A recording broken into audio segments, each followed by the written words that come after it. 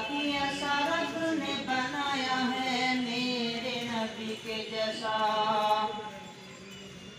दाई हलीमा तेरे घर में उजाला है, दाई हलीमा तेरे घर में उजाला है।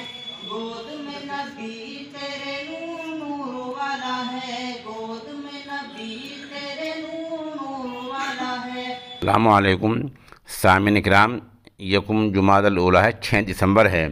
ख़बर का उन्वान है बड़ौत में अंजुमन बज़्म मुर्शिदुल उम्मत का प्रोग्राम। बड़ौत से ही फूस वाली मस्जिद से हमारे दफ्तर में मौलाना आरिफुल हक साहब ने एक तहरीरी प्रेस नोट भेजा है।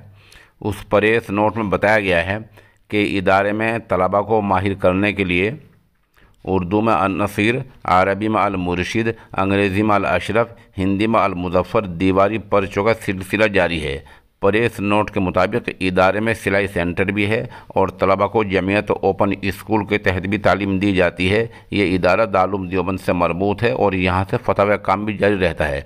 प्रेस नोट में बताया गया है कि इदारा मौलाना अब्दुल हई बड़ौती ने कायम किया था, जहाँ आज दीनियात से लेकर बुखारी शरीफ तक की तालीम है और फ़िलहाल दौरे हदीस में 9 तलबा पढ़ रहे हैं।